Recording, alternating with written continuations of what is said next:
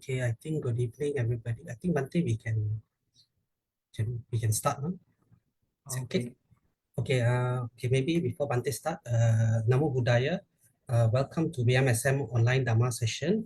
Okay, my name is Parapurna. I'm the actually MC for today lah. Okay, so this evening we are privileged to have Bante Nyaninda to conduct a Dhamma talk.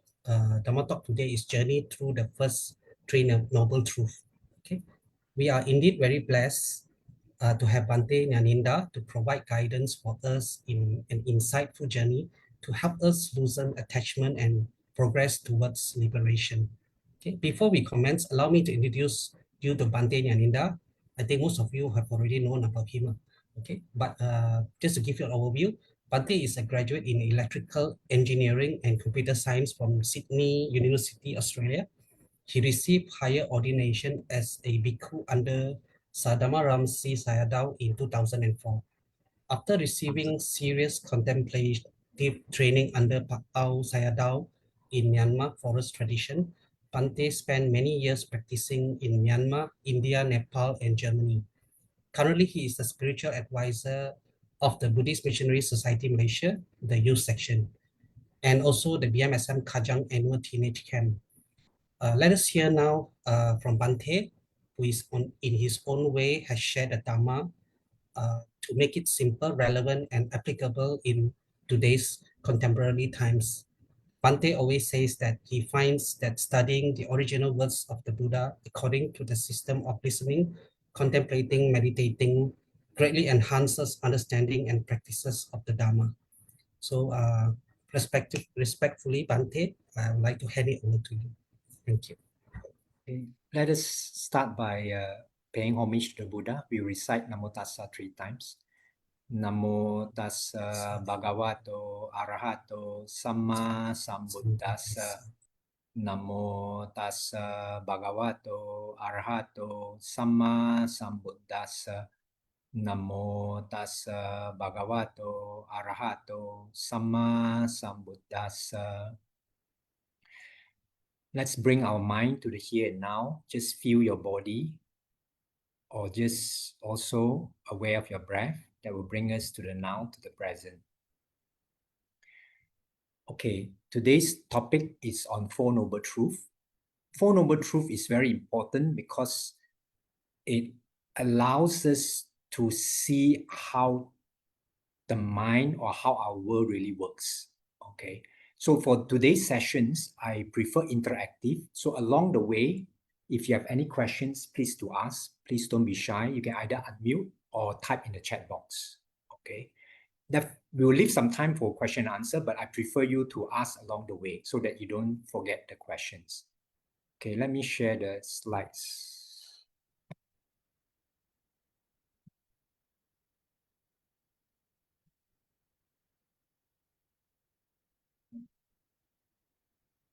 Show. Okay, can see the slides now, y'all. Everyone okay? Okay. Okay. So in Mahahatipadopama Sutta, which is the great elephant footprint simile in Majjhima Nikaya, the Buddha says that, friends, just as the footprints of all legged animals are encompassed by the footprint of the elephant, and the elephant's footprint is reckoned as the foremost among them in terms of size, in the same way, all skillful qualities are gathered under the Four Noble Truths.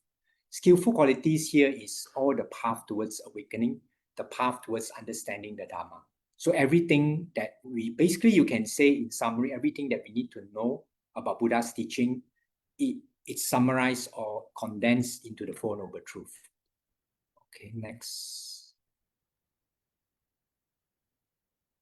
And this is from Kotigama Sutta, Samyutta Nikaya 56. Because it is because of not understanding and not penetrating the Four Noble Truths that you and I have run and roamed through this long journey of samsara. So the key thing is actually about understanding intellectually and about seeing or realization. So the key word always in Buddha's teaching is, did you see? See means you realize how it works. Like you realize or know or see that fire burns. Okay, so it's not about how much time you more times you spend may be easier, but it doesn't necessarily mean. For some people, first time they come in contact with fire, they know fire burns.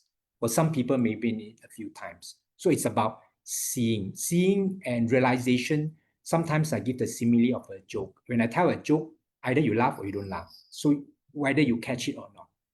Okay, similarly about how life works. Okay, next. So the Four Noble Truths, actually, it's a very powerful way or system or method to solve all problems in the world. For all problems in the world, first, you have to know what's the problem.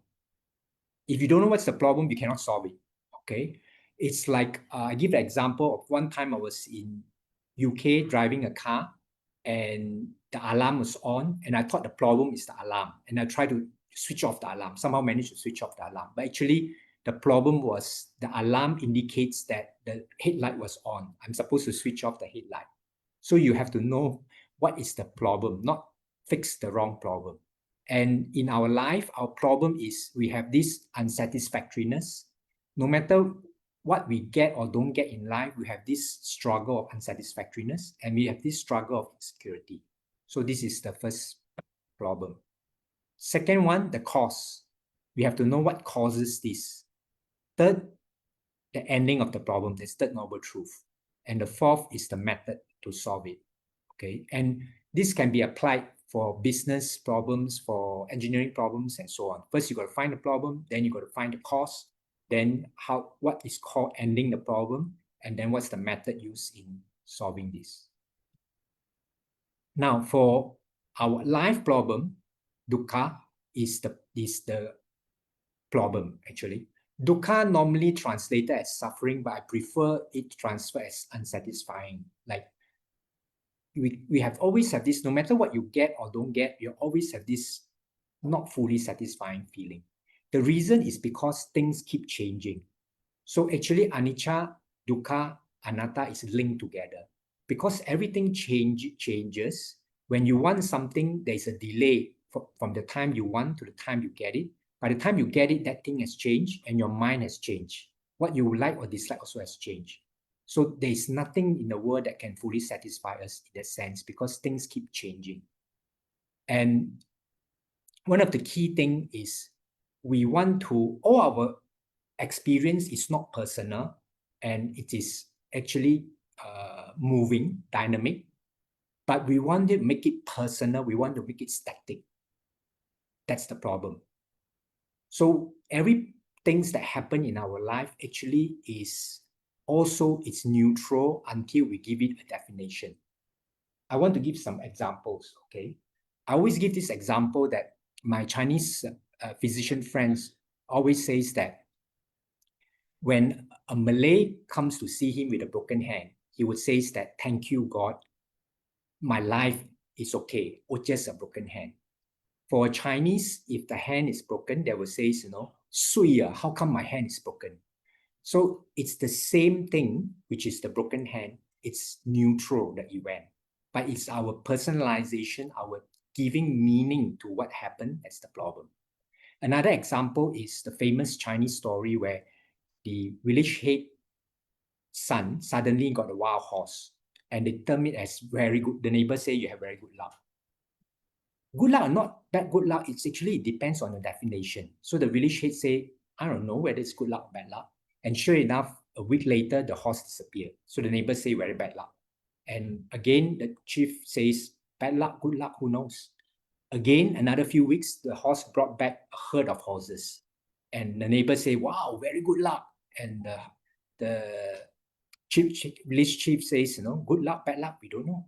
And again, the village head sons ride the horse, fell down, broke his leg. And the neighbor says, very, very bad luck.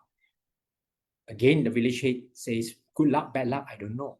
And sure enough, another 1-2 weeks, there was war, conscription of young people, and the son don't have to go because the leg broken.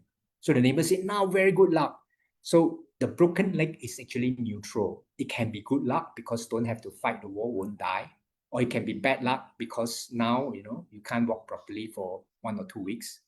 So bad luck or good luck, it's our labeling, our definition. And every single thing that happened actually is just as it is. And you can ask yourself quite a lot of things that happen in our life. Is it a tragedy or is just inconvenience? Most of the time it's just inconvenience, but we take it as tragedy. Okay, so that's the problem. And we also have insecurity because we want things to be fixed, constant. But the nature of things is keep changing. The cause, a second noble truth, is because of the unaware emotions due to this personalization. I also call it the dream of existence because our life, actually, whatever we experience is made out of thoughts. So our dream when we sleep is also made out of thoughts. So similar. So our everyday life is like a dream. And our existence is like a dream because our existence is made out of thought. I'm stupid, I'm clever, all are just our opinions, our judgment, which is our thoughts. So the solution is to not continue with these unaware emotions or personalization. But to not continue, first you have to see that every moment you are personalizing. So not to continue is not to believe the personalization as true, not to buy into or believe the personalization or unaware emotions.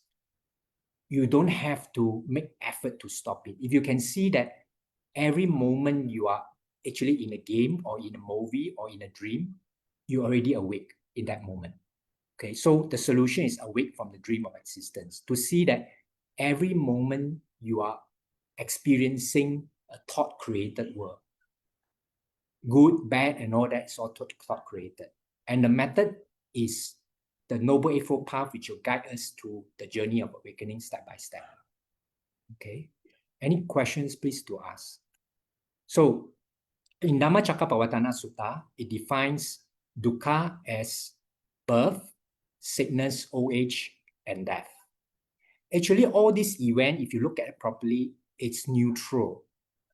Even sickness is neutral because sickness is an alarm, it's a signal to tell us that something wrong with our body. But we term it as bad. So whether good or bad is because we give it a labeling. Everything that happens is neutral as it is. It's our thoughts, judgment, opinion, the personalization that causes problem. Okay, and next definition is being with people we don't like, separation from people we like. And again, I want to remind you, like or don't like also is our opinion. And our opinion of like and don't like actually keep changing. Today we might like the guy, tomorrow we might not like the guy. Today we might don't like, tomorrow we might like the guy. Okay, so it keeps changing. And actually politicians are better at this. You know, a few years ago can be enemy in the politics, now can be in the same government. Because if you really understand impermanent, there is no permanent enemy or permanent friends. It depends on conditions. Okay, another one is not getting what we want or getting what we don't want. Okay, and again, this is depending on our judgment, our opinion. And next one. So all this to do with the dukkha is because you created an I, me, mine. I want this way, but happens another way. So you are dealing with people with this person I don't like, that person I don't like. If you deal with action, then there's no problem. It's just that I don't like this action of his, I don't like that action of that person. That's okay. But we make it personal. I don't like him, I don't like her, I don't like myself, and so on. So the key thing is I, me, mine. If there's no I, me, mine, there's no problem in the world. All the problems solved. Okay. So you can look at dukkha as this diagram. Okay. So basically, whatever event that happens in our life, which is starting at the bottom, birth, growth, accumulation, peak, old age, depreciation, that means, you know, we get older, and then we start again next birth. When you didn't get what you want, you make aspiration, next life, I'll continue to get. So it goes round like this, which is a neutral. But we term it as this part is bad, that part is bad, and so on. And also, we want to hold on one side. We want the young age, don't want the old age. We want the health, we don't want the sickness. We want the happiness, we don't want the sadness. But all comes in pair. Happiness comes with sadness, young age comes with old age, birth comes with death. Okay, so it's actually a perfect circle as it is in our cycle of birth and death. Okay, next slide. So we ignorantly believe that there's a real constant person that's being born, grow old, and die. In reality, there's no real constant person, only an illusory. Illusory is not nothing, no? Being born, grow old, and die. Hence, we have unsatisfactory feeling, which is dukkha. This is a normal bug in our dream of existence, in the dream world. So actually, we always have this unsatisfactoriness because what we think is real is not real. We think that there's a permanent, solid person that is experiencing things. Example is like a whirlpool. The whirlpool is not a thing, it's water in motion. So like us, actually, the I is actually a verb, not a noun, but we take it as a noun because I constantly change every moment. If you can take I as a verb, then you solve a lot of your problem. Okay, next slide. So the key word in First Noble Truth is Sankitena Pachupadana Khanda Dukkha. Bande Punyaji translate Upadana as personalization. So it becomes, in short, the personalization of 5 processes is dukkha. So every moment we have a body, we have feeling, we have perception, we have mental volition, which give stories to the perception, and consciousness. 5 processes that keep going. But we make it personal. We take these 5 processes to form an I. But actually, there's no fixed permanent I. There is like a whirlpool. There's a whirlpool. I wouldn't say there's no whirlpool, but whirlpool is not a thing. It's a constantly moving water. So traditionally, we translate this Pali line to 5 grasping aggregates is suffering, but I prefer this personalization because it makes it more clear. Okay, next slide. Okay, so actually, every moment we don't actually see images out there. We actually see different light frequency, and in our mind, from the light frequency, we construct the world. So actually, basically, every moment we are constructing the world for us to live in. So whatever you have in your mind, that's what you experience. Whatever you're thinking, that's what you experience. If you're thinking hellish thought, you're experiencing hell. If you're thinking heavenly thought, you're experiencing heaven. So this is very important. Okay, so basically, whatever circumstances, people, and things that you experience is filtered through thoughts based on background, belief, biases. So 2 persons have the same broken hand, but experience can be very different.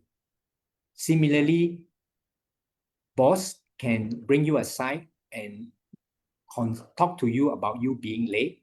You can take it as the boss is concerned about me, care about me, or you can take it as the boss is micromanaging me, is giving me problem, and so on. So your experience depending on your interpretation, labeling, judgment, opinion, or what's happening, not depending on what's happening at that moment. So I like to use this example. If you look at this, if I'm sitting on the table and you would say it's a very interesting chair. So whether it's table or chair, it depends on our interpretation of it. So we're actually limiting a table as a table because table can be a chair if someone is sitting on it. So a lot of things in our life, not only we are personalizing it, we are limiting the potentiality to it, of it, including ourselves. We always limit ourselves. I can't do this, I'm not so good, and so on. So actually, we have infinite potential. The world also have infinite possibility, but we always limit it to a small range because we think that will make us secure. But it also didn't make us secure because everything keeps changing. Okay, next slide. So your rate, I always say your rate and my rate and the Buddha's rate can be very different. So every experience we have is actually tainted with our personalization. And does the sun really rise or set? No, it's an illusion. So illusion is not nothing. We enjoy sunrise, but the sun never rises. Everyone knows that, and the sun never set. But that doesn't stop us from enjoying this illusion. So if someone say you are stupid, and you become angry, what's your main cause of your anger? Not what the person say, what you interpret as the person say. Someone say you're stupid, immediately we have many thoughts. How come he say this to me? How come he can look down on me? How come he judge me? He shouldn't say I'm stupid and so on. Actually, we have already called ourselves stupid many times already. He only called us once, maybe. Okay, next slide. We never experience the world we live in. We only experience the thinking of the world we live in. Okay. Once we see this, we no longer become a slave to the world. As long as you think your experience come from outside, people, situation, and so on, you become a slave to the world because you can't change, very difficult to change other people or the world and so on. Even changing ourselves is difficult. But if you can see that every single experience you have is a reflection of your thoughts, and when you don't continue with your thoughts, this experience will go away by itself. You don't become a slave in the world. You have immediate liberation, immediate freedom. Okay, any questions before I move to second noble truth? Today I'm concising it, okay, because I want to concise in 45 minutes. Any questions? So along the way, please do ask if you have questions. Okay, so second noble truth, according to Dhamma Cakkappavattana, is the cause is Yayang Tanha Ponok Bhavika. So the key word here is Tanha. Again, traditionally translated as thirst or craving, but Pandit Punyadi translates emotional reaction. I prefer that, okay? Ponok Bhavika means happen again. Nandi Raga, Nandi is delight, Raga is lust, Sahagata together, Tatra Binandini, appearing here, appearing there. Seatitam, that's to say, sensual emotional reactions, Kama Tanha. Bhava Tanha, there's emotional reaction for wanting to exist. Vibhava Tanha, wanting non-existence. Okay, next.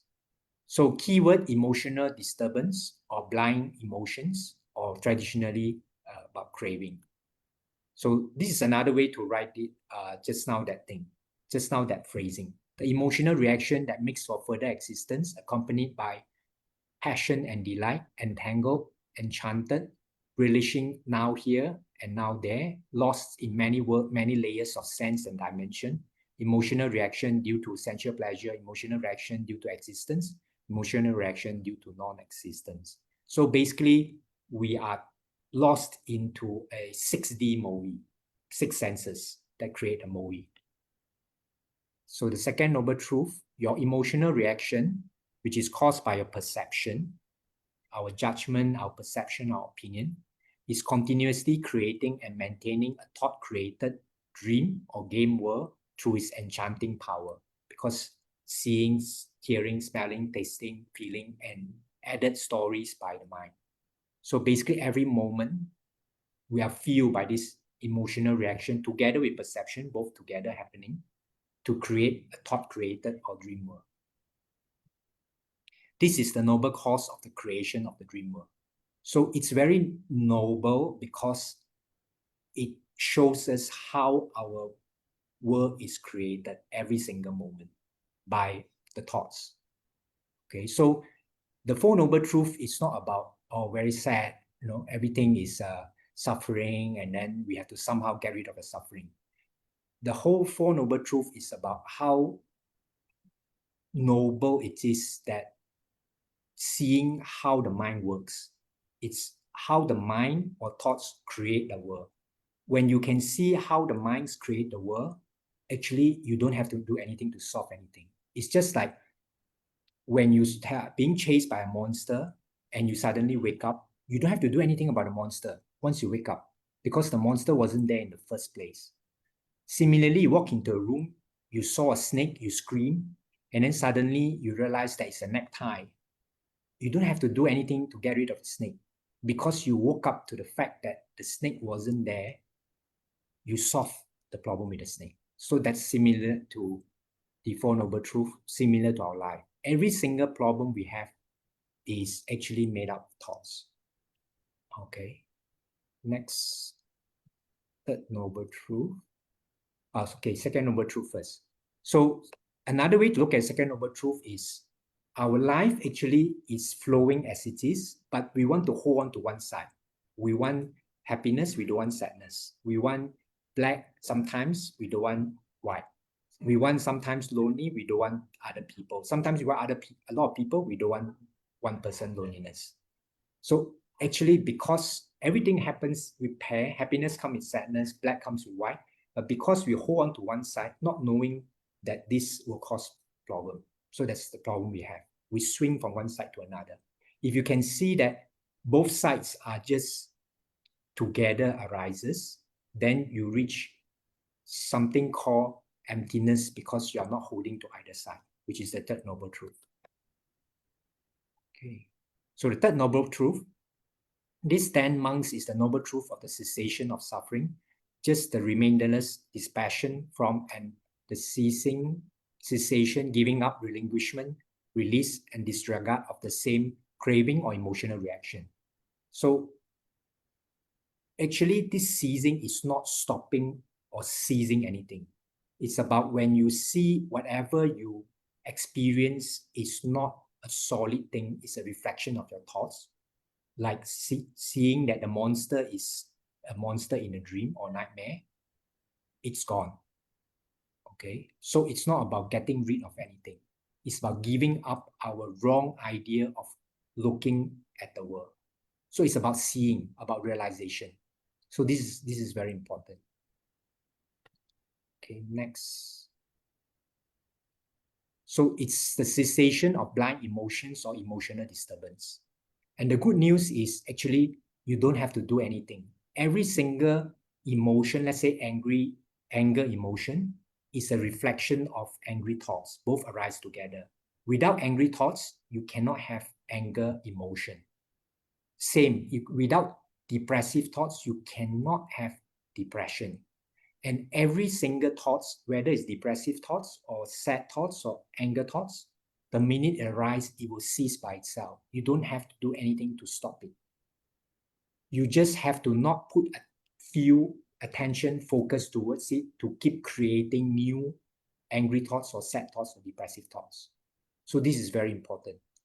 And there are many cases in America where there's a case where the lady who was, old lady who was depressed for 30 years, suddenly realized that all her depressive thoughts will come from her depressive thinking, suddenly solved the depression.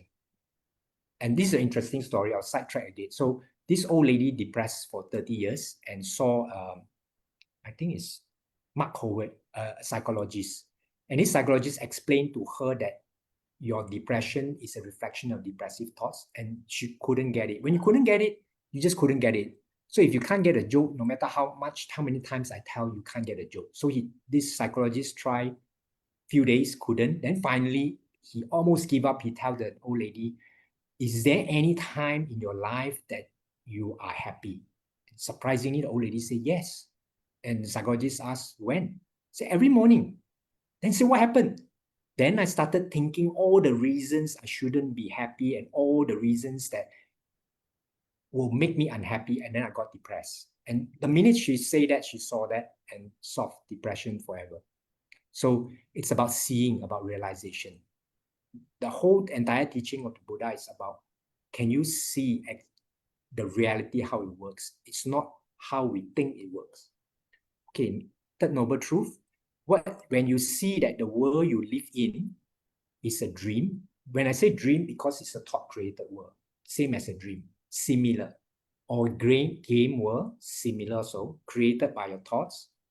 And you, the dreamer, the gamer, is also a dream because all your thoughts, how you experience yourself is through your thoughts. I'm lousy, I'm good, I'm fast, I'm slow, I'm a slow learner, and so on. It's all your thoughts that made up yourself. I'm fat, I'm thin. Some days you think you're fat, some days you think you're thin. Okay. And you, the dreamer, the gamer, is also dream game. You automatically cease holding on to the dream as reality. You don't have to do anything to the dream. Just like when we watch a movie, you don't have to keep telling yourself, it's just a movie, it's just a movie, it's just a movie. You pay money to enjoy the movie, but when you leave the cinema, you're not going to get haunted by the ghost movie that you just watched. So similarly in life, if you can see every single experience is like a dream or a movie, we won't take it too seriously, but doesn't mean we don't care. We still do what we need to do, but because we don't take it so seriously, actually we do it better. Seriousness gives us stress and we won't be able to perform. So when you see, when people think, no, it's a game, you can try many things. Because if you die, you can resurrect in the next game. So it's not that we will become don't care anymore when you see it's a dream or game. You actually will be more able to try many things in this dream or game. And all your emotion will cease when you stop holding on to the dream as a reality. And this is the noble truth of the cessation of the dream world. So it's very noble because when you see it as it is, it stops affecting you. There's nothing really to be done in a sense. So third noble truth is, see, the flow of going around is the first noble truth. The arrow both sides is the second noble truth, where you sometimes want this side, sometimes want that side. The neutrality to see that both opposite sides, you don't have to dissolve. You just have to see happiness come with sadness, black come with white. You don't have to dissolve anything or delete anything. It happens due to conditionality. You just have to accept, embrace everything that happens. That's the whole picture of the third noble truth. Okay. So, okay. A bit quickly on the fourth noble truth. This one, I'll cover it in one session, but I want to stress that the Noble Eightfold Path, the fourth noble truth, starts with Panya. Doesn't start with, we always think it starts with Sila. It starts with Panya because the first noble truth, Noble Eightfold Path is harmonious or proper or right perspective or view. Harmonious, second one is harmonious orientation or thought, which makes up Panya. So the Panya, the wisdom is very important. If you don't get your view, your wisdom, your direction right, you will go the wrong way, no matter how hard you practice. It's sad because to me, a lot of people start practicing without getting their view right. So if you don't get your view right, your direction right, you can try very hard, work very hard. If your direction is going north from KL, you will never reach Singapore, no matter how hard you try. So the view, the direction is very, very important before we embark on the journey towards awakening. So the whole journey is to awake to what's really happening, how the mind works, instead of what we ignorantly think how it works. Then the third, fourth, fifth is harmonious or right speech, action, livelihood, or lifestyle, is putting it, the view into your speech, action, and livelihood. Basically, in your daily life, you have to live up to the view that you saw in the first and second noble eightfold path. Then 6, 7, 8, the last part, samadhi, is you slowly become part of you. This view is part of you. You don't have to think anymore. Every moment you know you are in a game, you know you are in a cinema, you don't have to think. There's no longer an observer standing outside thinking that I'm in the game or in the movie. You immerse in the movie, in the game, but you know that you're immersed in the movie, in the game. Okay. This one point that I want to point out also. First, you have to know, as in sort of like observers, knowing that you are in a game or movie, but you have to be careful because otherwise you make that observer concrete. You still have a self that you might not be able to get rid of. Not get rid, sorry, you might stuck with the self knowing everything. So this is in Visuddhimagga, they call it the obstacle or the defilement of the insight. Okay, so Four Noble Truth, the Noble Path consists of seeing the reality, the first two, living the reality, the next speech, action, livelihood, then becoming the reality, the Samadhi path. Okay, so the whole Four Noble Truth, the whole picture is the dukkha going round, the both side, positive, negative of the cause, they're holding on one side, cessation, which is in the middle when you don't hold on either side, and the whole picture to be awakened to see is the fourth noble truth, noble eightfold path. So aware of anger or fear, you will see the impermanence nature of anger. Every angry thoughts. Every anger is a reflective of angry thought. Every angry thoughts arise will cease. The source of the anger, which is angry or fearful thought, and the anger will cease by itself if not sustained. All in one moment, this is the complete path of the Four Noble Truths. The same goes with all emotions, hence the nobility. Actually, all Four Noble Truths you can see in a single moment. The minute you are aware of your anger, if you're sharp enough, you will see that there is angry thoughts behind it. And every angry thoughts that arise will cease by itself, which means that the anger will cease by itself if you don't give it fuel. So all this is done, the problem, the cause, the cessation, and the path in one moment. So another way to look, say, is aware of the emotional reaction. You will see the thoughts, the dreams behind the emotional reaction, and you are making effort. Actually, you need to make effort to sustain the thought. So this is something that please contemplate. Every time when you continue to be angry, sad, depressed, unhappy, you actually are making effort to slap yourself, because you need effort to sustain those thoughts. It's like making effort to slap yourself. Realizing this, you automatically not continue to create the emotional thoughts all in one moment, like seeing a dream leading to waking up from the dream. This is the complete path of the Four Noble Truths, hence the nobility of the truth. So I keep emphasizing the Four Noble Truths is very profound, very noble. It's not just about our suffering, you got to get rid of suffering and so on. It's about how the system beautifully works, but we ignorantly, delusionally didn't see it. Okay, next. So this is in Gavampati Sutta, Samyutta Nikaya 56. Monks, whoever sees dukkha also sees origination of dukkha, the cessation of dukkha, and the path leading to the cessation of dukkha. So you see one, you see all four together. All four, buy one, free three, maybe. So 4 in 1. Okay, so this is not what I say. This is from the Buddha.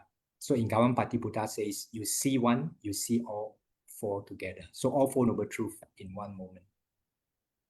So actually, you can say that the problem is also the solution. The problem is all our problems is made out of thoughts, which means that it's like a dream, and we believe the dream is reality. The solution is to see that it is made out of thoughts, is dream. The minute you see it's dream, you wake up. So actually, a lot of things we think problem is one thing, solution is another thing, opposite. But actually, in our life, problem is the solution is the problem. If you can see that, you immediately solve the problem. So problem is not a problem, because once you see the problem, it's solved. Once you see that the problem is made out of thoughts, made out of dream, immediately it's solved. But that doesn't mean that you don't do anything. So that's important point. Don't misunderstand me. I always use this example. If your rooftop is leaking, your ceiling is leaking, I'm not saying that don't fix the leaking rooftop. I'm just saying that your problem is not the leaking rooftop. Your problem is all your thoughts about the leaking rooftop. How come my roof is leaking? I don't have time for it. I'm very busy. I don't have money to fix it, and so on and so on. It's all the thoughts. Once you don't believe your thoughts, the mind will automatically calm down. Once you calm down, you will know what to do with the leaking roof. Okay, let me quickly look at it. Question, if there is any. Punya, if you have any, okay. Yes. Just to remind everybody. Okay. Yeah, Bante, we still got 5 more minutes before we end the session. Yeah, okay. Q&A. I'm almost, the main part almost done. Okay, let me. Okay, so if you are interested in this kind of conversation, I've been continuing sharing this every Friday night since 2021. Time flies, maybe almost 5 years already. So you can get this information, the Zoom meeting and the code. So if you're interested in this kind of conversation, we can meet on Friday night. Okay, let me see. I got maybe 1 or 2 slides we can go on, then we can have questions. Okay, this tool is quite useful. Okay, so I always use this. Find an uncomfortable part of your body, let's say your leg. Okay, there's a difference between my leg very painful, maybe it's going to break, or maybe I have cancer, or there is a sharp sensation on the leg. the experience is very different. So similarly, I just came back from China 2 weeks there. Quite interesting because of the weather, the cooling weather, you don't feel that you're walking a lot. Actually, every day my brother found that we walk like 20 over kilometers, but we don't feel. And what is more interesting is because it's so dry, my sole of the feet crack, so it's very painful. But when I was walking outside seeing things, I didn't feel the pain at all. It's only when I came back to the hotel and try to look at the crack, the wound, it becomes very painful. So actually, how painful your body is doesn't depend on what's happening on the body. It depends on your thoughts about what's happening on the body. Okay, but I'm not saying that don't see the doctor. I'm just saying that while waiting for your body to heal, you don't have to suffer. Okay, next one more. Okay, think of something or someone that makes you angry. Feel the parts of the body that feels angry. Let's say for me, it's the heart will be very painful. After you can feel it, don't continue thinking of the angry thought. See what happened to the feeling.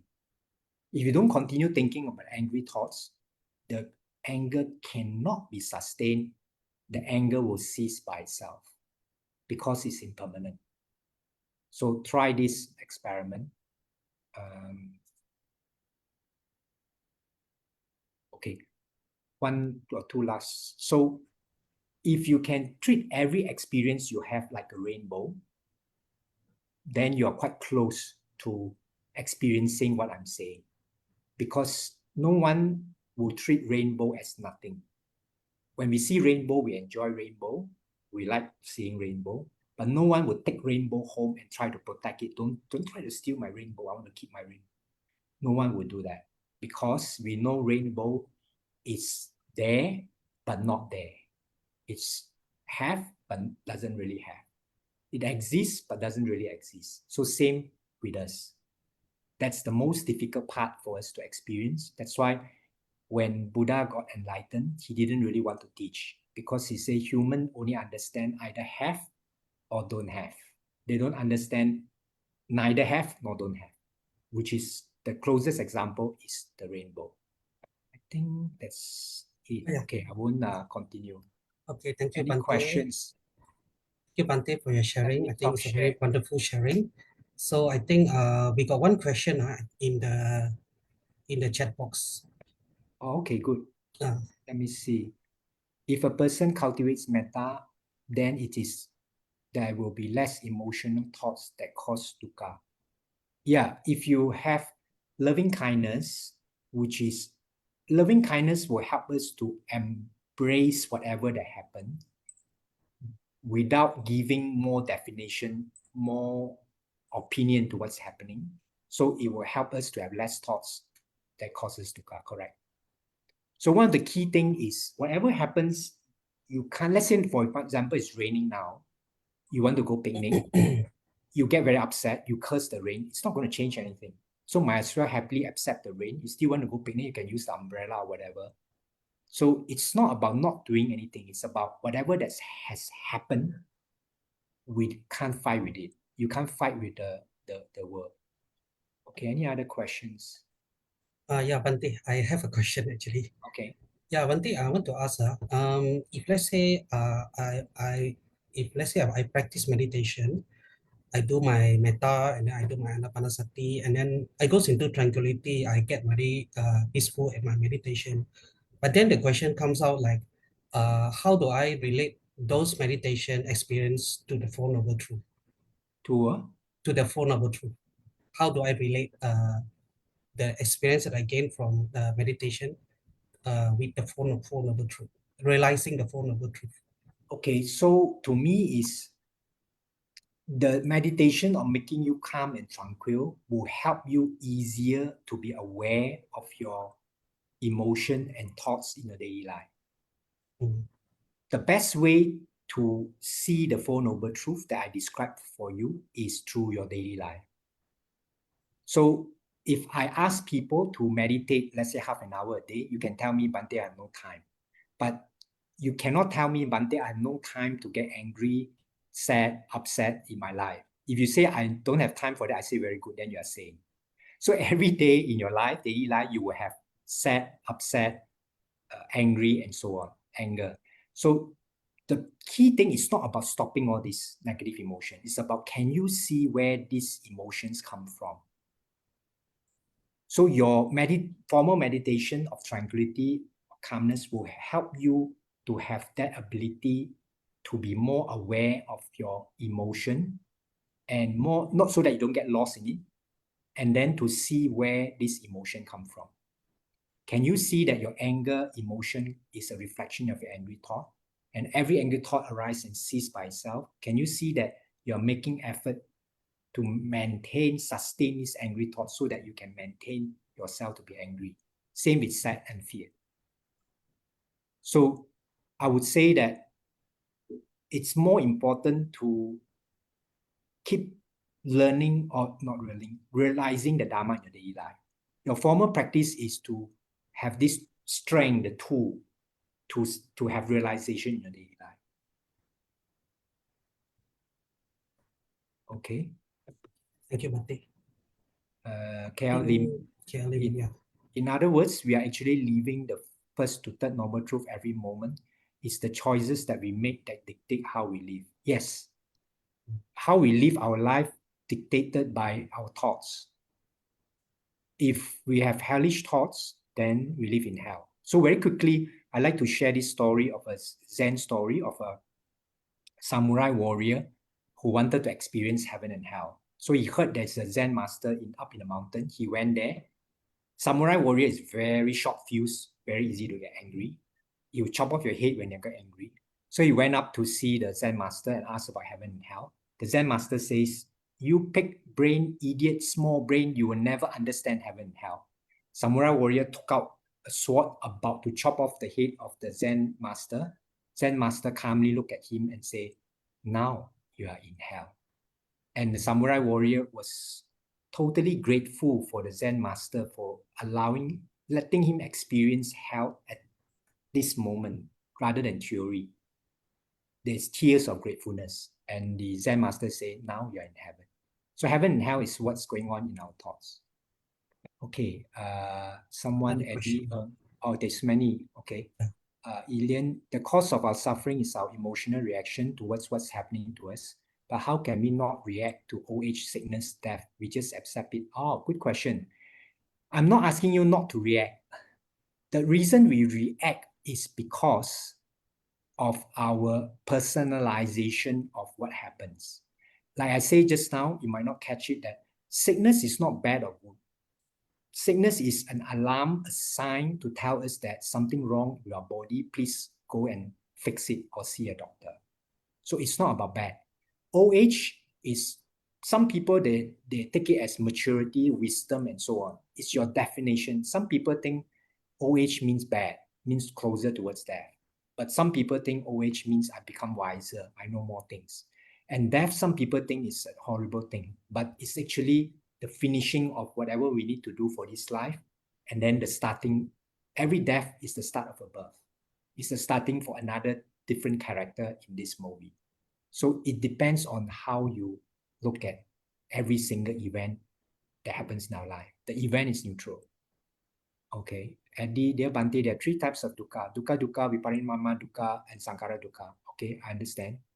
May Bhante explore more on sankhara dukkha? Sankhara dukkha, basically, our existence itself is unsatisfactory because our existence itself keeps changing. It's not secure. It's not fixed, but we want a fixed thing. Like say just now, actually, I, this self, is a verb. It keeps changing, but we want to make it into a noun. That's the problem. Okay, when we observe the Panchakanda example Vedana, it changed from eye consciousness Vedana to ear consciousness Vedana. Taste, smell, it keep changing very fast after one another. We call it dukkha as well. Yes, because we want to hold on to something. Dukkha is not only bodily pain. No, dukkha, I mentioned just now, not getting what we want, separated from people we like, being with people we don't like, and basically personalizing every single thing that happen in our life. Okay, Bante, when we face issues, does it mean we need to think out of the box to solve problems? But problem and solution both is our perspective. Yeah, actually, all our problems is our perspective, is our thought. So if you can realize that actually there's no problem, all our problems is thoughts or perspective, then you will really be able to have your energy, time to solve what is really need to be solved out there, like the leaking roof. Okay, Agus, you have a question? I saw you turn on. Yes, Bante, Okay, Namaste, Bante. okay. Go Uh, ahead. I would like to ask Bante. Bante did mention that more or less is our experience of life is neutral. Yeah, But meanwhile, the Buddha classified that there are four pairs of worldly conditions. That Buddha admitted there is something like sukha, dukkha, like getting gain and yeah. loss, etc. Gain and loss and all that, that's how we personalize things. That's why we have dukkha. So what I'm saying is we deludedly, Buddha says we have this eight because we deludedly think that there is gain and loss and so on. When I say neutral, is originally is neutral. So Buddha says our life, we get lost in these eight things, which is actually defined by us. So actually, good or bad actually is defined, like my brother has a friend who his birthday wish is the economy go down.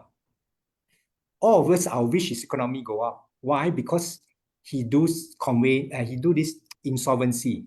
If the more people bankrupt, the more people close shop, he get more business. So good or bad, it depends on how our perspective. But I'm not saying there's no good or bad. I'm saying that good, bad, happy, sad, and all that is the world, the samsaric world that we create. And that's why we suffer. If you really realize that there is no really good, bad, because your good can be someone's bad can be your good, then you jump out of these eight worldly conditions. Good, thanks. Okay, noted, Bante. And the second question, Bante. In real life, when we face something inconvenience like people insult to us, normally we right away get angry. Sorry, normally we get not- angry. Yeah, Okay. how to face the situation? Like maybe someone as a manager working in a company that chased by the deadlines, become stressful, etc. During that moment, what we need to do to avoid getting angry, getting stressed, Okay. etc. The key thing, I like to guide you to a paradigm shift. Okay. For Buddhists, we always try to target to not get angry. Okay. Try to shift to more focus on, do I know where the anger comes from? To me, it's not important whether you get angry or not. If you get angry and you know where the anger comes from, which is your angry thoughts, you don't become slave to your anger anymore. There will be one day that the anger don't affect you anymore. So don't try to tackle not to make yourself angry. Try to tackle, do I know where the anger comes from? The anger don't come from the manager. It comes from my thinking of what the manager say or don't say. When you can do that, your anger cannot be sustained. When your anger cannot be sustained, you will calm down quicker and you will know what to do. You might want to quit the job. I'm not saying don't do anything. Or you might want to negotiate something with the manager. But I'm just saying that when you're lost anger and believe that the anger comes from the manager, you are trapped. You are a slave to the world. If you can see the anger doesn't come from the manager, it comes from your thinking about what the manager say, you achieve two goals. Slowly, one day, your anger will be shorter and shorter, your time that you're angry. Secondly, slowly, you will be able to break this anatta, this self, because you will realize that your self and the world self all made out of thoughts. That's more important than trying to not get angry. Because by So- not, you not get angry, it's to me, it's not a key thing first. Only anagami won't get angry. Okay, so sorry, go ahead. Yeah, but I mean, the reflections of getting anger is come later. But I think, is there any way? Because when we know that our defilement from anusaya and then come to the surface of our mind, and then with the actions, transgression happen. So when we know we got angry, maybe people insult us or whatsoever, how to stop it? Yeah, so like I keep emphasizing, you don't try to solve it. When you can see clearly that your anger is a reflection of your angry thought, and you need effort to continue making this angry thought, because every angry thought that arises will cease by itself. Your anger emotion so will cease by itself. So there's nothing to stop.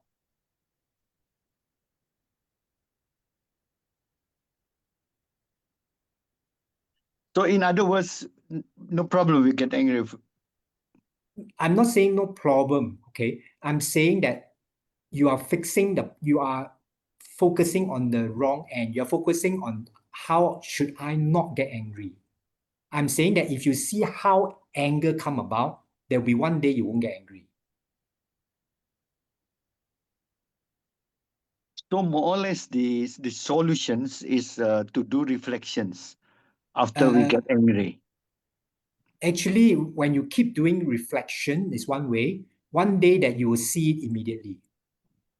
The Oh, I minute you're see. angry, you will see that there's an angry thought and you cannot continue.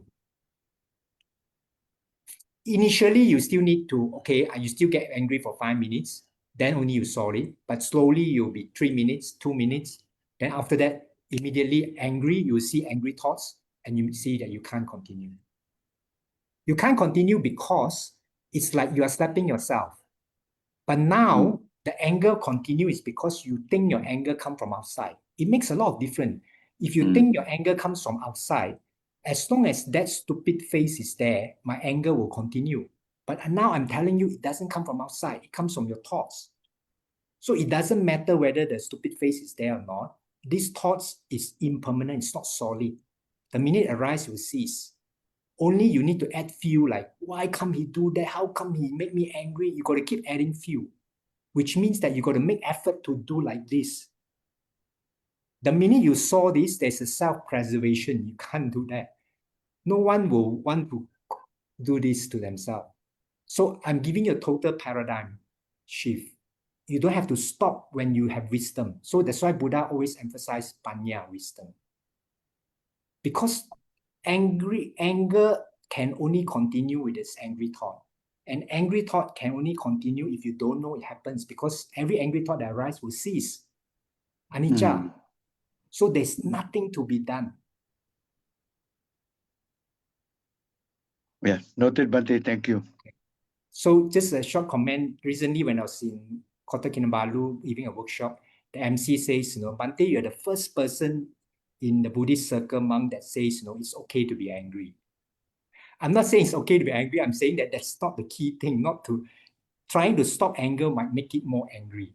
I'm saying that if you can see how it works, it's soft by itself, nothing to be done. Okay, Bante, got 2 more questions before we end the session. I'll quickly ask. We should almost end. Bhante, so if a person faces bullying, it's also thoughts. Your experiencing of the bullying is thoughts. But I'm not saying that don't do anything. I'm saying that when you don't get upset, angry, totally depressed with your thoughts of being bullied, you will be more calm and you know what to do. You might report to the police, you might do a lot of things, but I'm not saying don't do anything. I'm saying that how much you suffer, it depends on your thought. Bhante is saying that when you have anger, understand its roots. Why you have this anger? Due to your greed, your hatred, delusion. No need so detailed. I'm just saying that when you're angry, it's because you have angry thoughts. If you don't continue angry thoughts, you cannot continue to be angry. This will make the anger disappear in time as it is stored. No, nothing to do with make the anger disappear, because every anger is a reflection of angry thought, and every angry thoughts that arise will immediately disappear by itself. and every anger also will immediately disappear by itself. Try to see it for yourself. Bhante, Panya arises from what? Panya arises from listening to talks like this. Or listening, actually, the fastest Panya is listening to the Buddha. Unfortunately, I'm not the Buddha. Otherwise, immediately you can get enlightened. That's why during Buddha's time, people immediately get enlightened, because once Buddha says something, they suddenly immediately saw it. It's like Buddha tell a joke, they saw, they laugh. So same, I'm trying to tell you the Dhamma. If you suddenly realize, that's it, you saw it. It's like telling a joke. If you saw it, you laugh. But you don't, it's okay. There's always the next time. Okay, I think we end now. It's 9 o'clock. Okay, thank you, Bhante, We for share sharing. Yeah, I think we share merits. Okay, we share merits before the Devas, Dhamma protectors, guided deities, family members, relative friends. Make aspiration always with the wise, avoid the foolish. Be free from great hatred delusion. At the end, again, share merits with all beings, wishing all beings an equal share of merits. Etawata cahamehi sampadang punya sampadang sabe dewa numodantu sabba sampati siddhya. Etawata cahamehi sampadang punya sampadang sabe buddha numodantu sabba sampati siddhya. Etawata cahamehi sampadang punya sampadang sabe sata numodantu sabba sampati siddhya. Idame nyatinang hotu skita hontu nyatayo. Idame nyatinang hotu skita hontu nyatayo. Idame nyatinang hotu skita hontu nyatayo.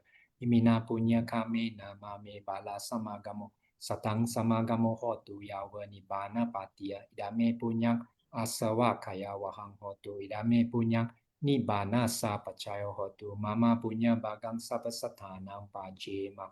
Te sabe me sama punya bagang labantu. Sadhu, Sadhu, sadhu. sadhu, sadhu. Please explore what I share with you in your daily life. Only by exploration, by seeing for yourself, then you can get realization, liberation, and enlightenment. Okay, thank you. Thank you, everybody. Thank you, Bhante, for sharing. Good night, everybody. Thank you.